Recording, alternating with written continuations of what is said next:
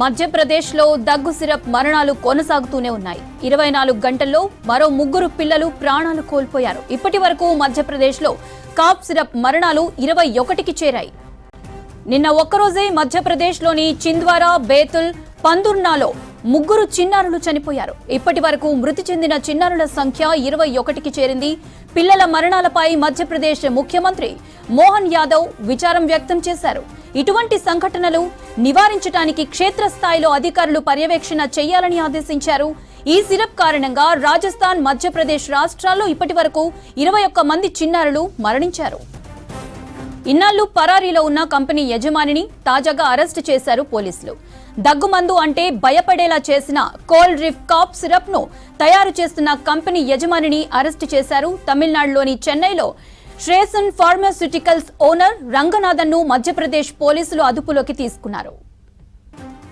చిన్నారుల మరణాలు, అస్వస్థత నేపథ్యంలో కాంచీపురంలో ఉన్న శ్రేసన్ ఫార్మాస్యూటికల్స్ లో ఈ నెల 1, 2 తేదీల్లో Madhya Pradesh food and drug administration, Tamil Nadu drugs control unit అధికారులు తనిఖీలు నిర్వహించారు. ఈ సందర్భంగా కోల్డ్ రిఫ్ సిరప్ తయారీ యూనిట్లో గ్యాస్ స్టవ్లపైనే రసాయనాలను వేడి చేయటం, తుప్పుపట్టిన పరికరాలు, మురికి పట్టిన పైపులు, గ్లౌజులు, మాస్కులు లేకుండా సిబ్బంది పదార్థాలను మిక్స్ చేయటం వంటివి అధికారులు గుర్తించారు. అక్కడున్న కార్మికులు దాదాపుగా అనుభవం లేనివారేనని, స్వచ్ఛత పరీక్షలు జరపకుండానే సిరప్ల కోసం నీటిని ఉపయోగిస్తున్నారని తేలింది. ఎయిర్ ఫిల్టర్లు, హెపా వ్యవస్థ లేకపోవటం వంటివి గుర్తించారు. ఈ యూనిట్లో తయారైన SR13 బ్యాచ్ కోల్డ్ రిఫ్ సిరప్ 2 ఏళ్ల కాల పరిమితితో గత మే నెలలో మధ్యప్రదేశ్, రాజస్థాన్, ఒరిస్సా, పుదుచ్చేరిలోని మార్కెట్లోకి వెళ్లాయి. వీటిలో డైఇథలిన్ గ్లైకాన్ 48.6% ఉన్నట్లు బయోప్సీ నివేదికలు వెల్లడించాయి. ఇది అనుమతించిన పరిమితికి 500 రెట్లు అధికం. నిజానికి అది 0.1% కంటే ఎక్కువ ఉండకూడదు. ఇది కిడ్నీ, కాలేయం, నాడీ వ్యవస్థపై తీవ్ర ప్రభావం చూపుతుంది. ఈ కారణంగా చిన్నారులు మరణించినట్లు తెలుస్తోంది. ఈ నేపథ్యంలో కోల్డ్ రిఫ్ కాఫ్ సిరప్ పై అన్ని రాష్ట్రాలు నిషేధం విధించాయి. తాజాగా కంపెనీ ఓనర్ ని పోలీసులు అరెస్ట్ చేశారు. సిరప్ లో విషపూరిత రసాయనాలు ఉన్నాయని, అవి శరీరంలోకి ప్రవేశించిన తర్వాత కిడ్నీలను దెబ్బతీస్తాయని వైద్య పరీక్షల్లో తేలింది. అందుకే చాలా మంది పిల్లలు కిడ్నీ వైఫల్యంతో మరణించారని, మరణాల సంఖ్య పెరగడంతో చింద్వారా జిల్లా యంత్రాంగం చర్యలను ముమ్మరం చేసింది. మధ్యప్రదేశ్లో దగ్గు సిరప్ కోల్డ్ రిఫ్ తాగి 21 మంది చిన్నారులు మృతి చెందడంతో ఔషధ నియంత్రణ సంస్థ directorate general of health services రాష్ట్రాలు, కేంద్రపాలిత ప్రాంతాలకు ఆదేశాలు జారీ చేసింది. అన్ని ఔషధ ఉత్పత్తుల పరీక్షలను కఠినతరం చేయాలని ఆదేశించింది. నిర్దేశిత ప్రమాణాలు ప్రకారం తనిఖీలు నిర్వహించకుండా ఒక్క బ్యాచ్ ఔషధం కూడా మార్కెట్కి వెళ్లవద్దని ఆదేశించింది. ఇప్పటికే తెలంగాణలోనూ 2 దగ్గు మందులపై నిషేధం కొనసాగుతోంది. తెలంగాణలో రిలైఫ్, రెస్పిఫ్రెష్ TR మందులపై బ్యాన్ విధించింది ప్రభుత్వం. రిలైఫ్, రెస్పిఫ్రెష్ TR మందుల్లోనూ కల్తీ జరిగినట్లు అధికారులు ఇప్పటికే గుర్తించారు. SIT जो यहाँ से गई थी छिंदवाड़ा से, उसके द्वारा जो श्रीशान फार्मास्यूटिकल्स के जो मालिक हैं रंगराजन, उनको जो है लेट नाइट उनको जो है राउंड अप किया गया और उनकी अरेस्टिंग की गई है. जो प्रक्रिया है उसके आगे के उनका मेडिकल और बाकी की जो कार्रवाई है वो चेन्नई से करके उनको फिर यहाँ लाया जाएगा. మధ్యప్రదేశ్లో దగ్గు సిరప్ మరణాలు కొనసాగుతూనే ఉన్నాయి. 24 గంటల్లో మరో 3 పిల్లలు ప్రాణాలు కోల్పోయారు. ఇప్పటి వరకు మధ్యప్రదేశ్లో కాఫ్ సిరప్ మరణాలు 21కి చేరాయి. నిన్న ఒక్కరోజే మధ్యప్రదేశ్లోని చింద్వారా, బేతుల్, పందుర్నాలో 3 చిన్నారులు చనిపోయారు. ఇప్పటి వరకు మృతి చెందిన చిన్నారుల సంఖ్య 21కి చేరింది. పిల్లల మరణాలపై మధ్యప్రదేశ్ ముఖ్యమంత్రి మోహన్ యాదవ్ విచారం వ్యక్తం చేశారు.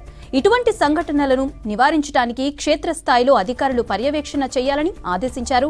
ఈ సిరప్ కారణంగా రాజస్థాన్, మధ్యప్రదేశ్ రాష్ట్రాల్లో ఇప్పటి వరకు 21 మంది చిన్నారులు మరణించారు. ఇన్నాళ్లు పరారీలో ఉన్న కంపెనీ యజమానిని తాజాగా అరెస్టు చేశారు పోలీసులు. దగ్గుమందు అంటే భయపడేలా చేసిన కోల్డ్ రిఫ్ కాఫ్ సిరప్ ను తయారు చేస్తున్న కంపెనీ యజమానిని అరెస్టు చేశారు.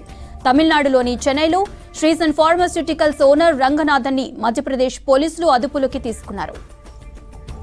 చిన్నారుల మరణాలు, అస్వస్థత నేపథ్యంలో కాంచీపురంలో ఉన్న శ్రేసన్ ఫార్మాస్యూటికల్స్ లో ఈ నెల 1, 2 తేదీల్లో Madhya Pradesh food and drug administration, Tamil Nadu drugs control unit అధికారులు తనిఖీలు నిర్వహించారు.